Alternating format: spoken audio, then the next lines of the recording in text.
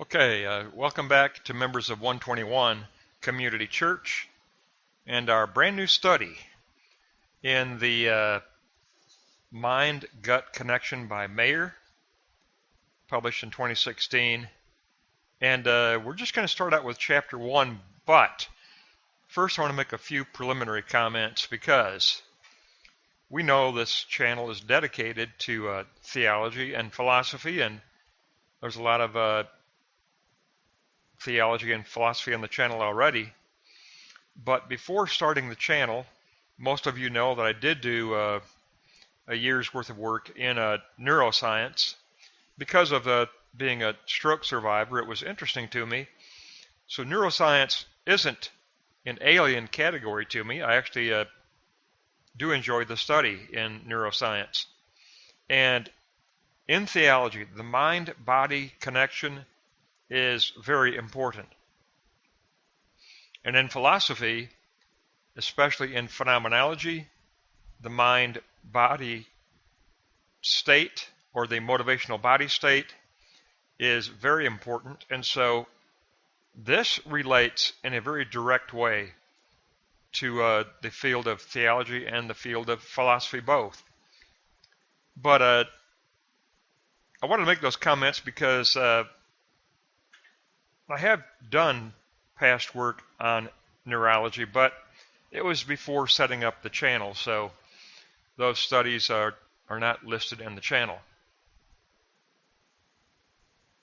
We're going to start out with just Chapter 1 here, and we're going to take a look at pages 3 to 29, and it's going to get us started, to get our feet wet, and get a little bit of a background information here on what Mayer means by the mind-gut connection. It almost functions as an introduction. Even though it is Chapter 1, it really functions as an introduction. Block 1. The mind-body connection is a real connection. A group of complex regulatory mechanisms help the body and the brain to adapt. One such regulatory system is the gut microbiota, microbes living in the gut. And these microbes, here's your key, these microbes produce signaling molecules. The microbes living in the gut produce signaling molecules.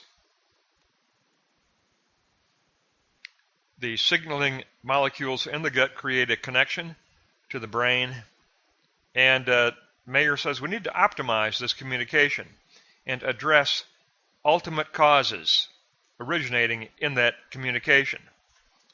We must address the ultimate causes, including brain malfunctions. And he says the vagus nerve bundle connects the brain and the gut. It is hardwired. It is hardwired with the, I'm pretty sure there's a short A, vagus nerve bundle. Signaling takes place through this bundle. And Mayer says this has caused our human body model to change. We have a changing human body model. We must address brain-gut disorders, which include chronic pain and depression, and diseases of the aging brain.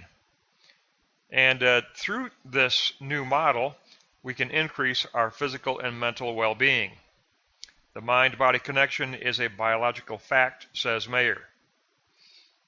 So we have an emerging mind-body model in neurology.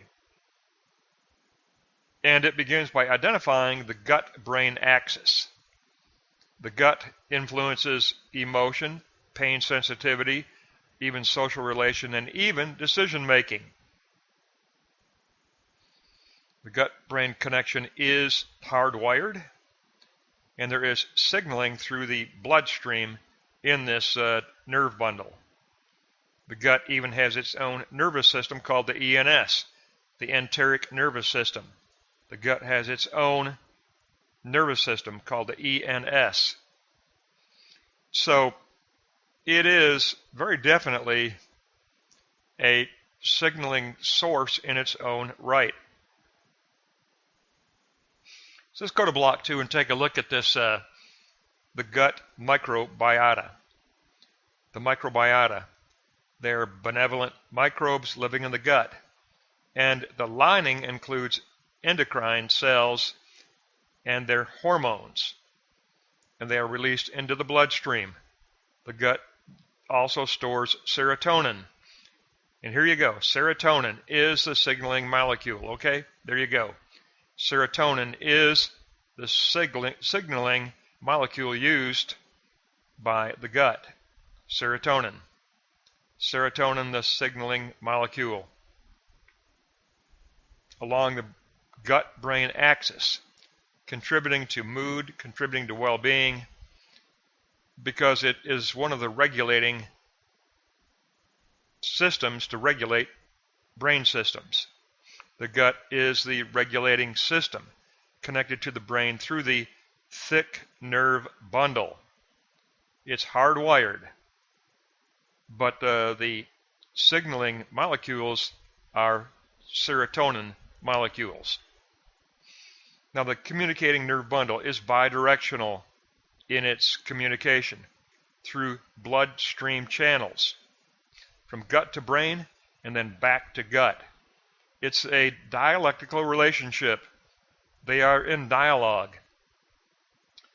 Signaling molecules go from gut to brain, and then signaling hormones go from brain to gut. It's bidirectional communication.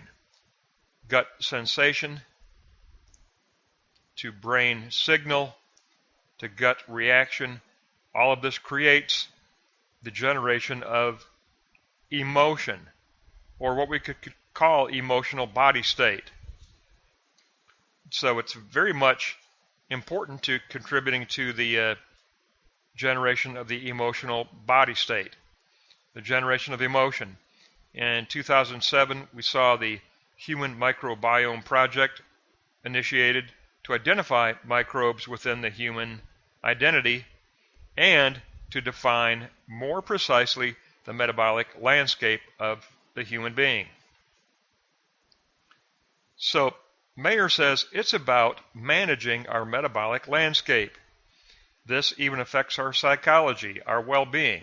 The gut microbes generate signaling molecules, serotonin signaling molecules, for communication with the brain. Mayer says, therefore, we are supraorganisms of interconnected microbe components within a definite hardwired communication system. So just in the first two blocks, like I said, this chapter 1 more or less functions as an introduction, but we can tell already we're going to have a scholarly work that at the same time is accessible. That's very important. I don't like books when they're too shallow. This one, our author is going to deal with the depth of the issue, and he's going to give us the technical neurological names, and I appreciate that. But at the same time, it's going to be accessible information. So very, very good. Now, block 3, the microbiota brain axis. Addressing microbe disorder. We must maintain microbe diversity, says Mayer. The microbe architecture in the gut. We must restore microbe composition for our own well-being. Restoring microbe composition along with I love this, he calls it a shared microbe language. So the signaling participates in a shared microbe language. The gut sensations get encoded by listening to brain signals through the connection of the signals through that nerve bundle. The generation of signals in the gut. They are sent to the brain, then there is a brain response, and then communication back to the back to the brain to form a dialectical emotional body state. And that's what we got to remember here. This nerve bundle, it's bidirectional. There are bloodstream channels within the nerve bundle, and it is bidirectional communication. That's key.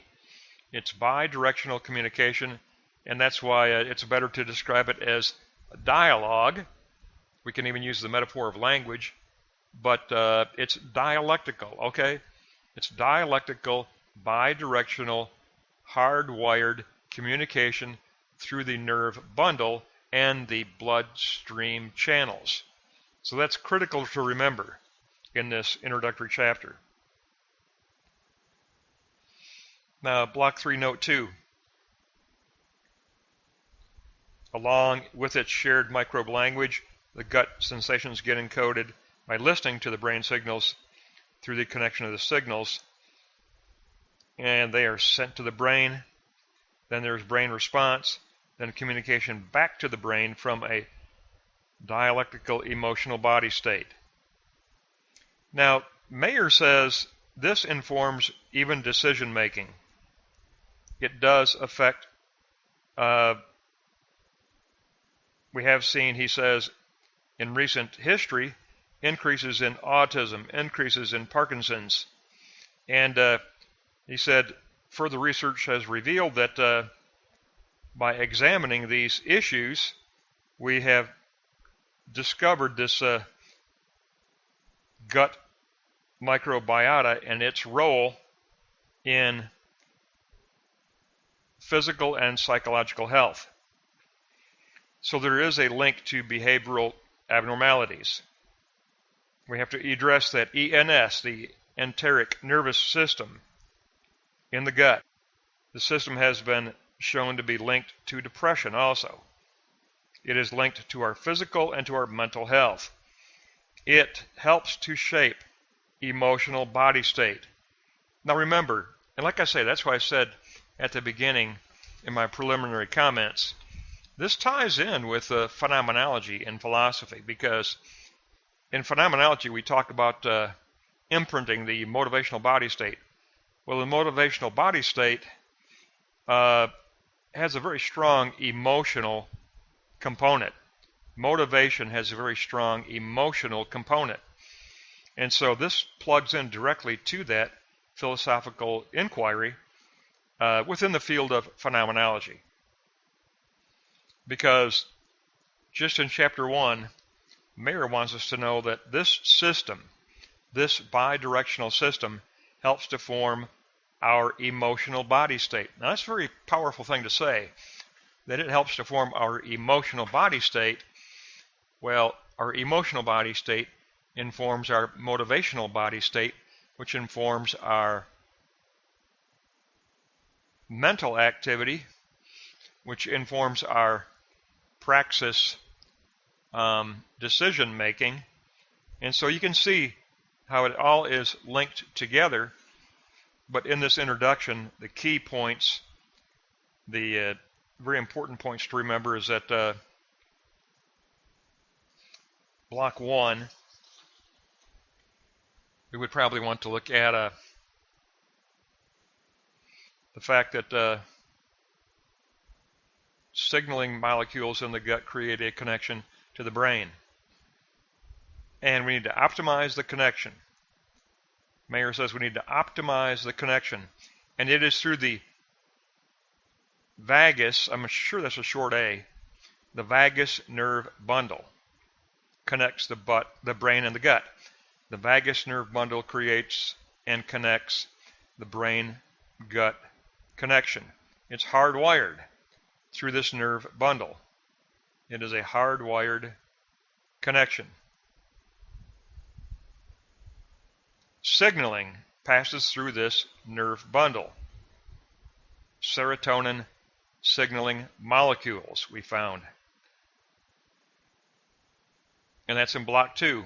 Note 2, the serotonin is the signaling molecule along this gut-brain axis. This nerve bundle that is called the gut-brain axis. And information is being channeled in a bidirectional way through signaling molecules, which are serotonin molecules. Serotonin molecules communicating through the nerve bundle. And Block 2 told us bidirectional in communication. Very important, bidirectional, not one direction. It is dialectical communication. And so, in a way, what we find in the introduction in Block 2, Note 6 is that Mayer wants us to help to understand and to learn the dynamics of the metabolic landscape in our bodies, in our mind, in the gut-brain bidirectional communication nerve bundle. All of that is critically important. And he says you have to remember, if you go down there to Block 3, Note 5, that it will be addressing the ENS, the enteric nervous system, which belongs to the gut, the enteric nervous system, the ENS. So you've got a enteric nervous system that generates communicating molecular signals of serotonin. They travel up through the bidirectional nerve bundle, through bloodstream channels. So it's more or less an introductory chapter. I call Chapter 1 an introductory chapter. Only 26 pages, very short, but packed with information that is scholarly and yet accessible. So that's going to wrap up Chapter 1, pages 3 to 29. We'll pick up next time at the beginning of Chapter 2.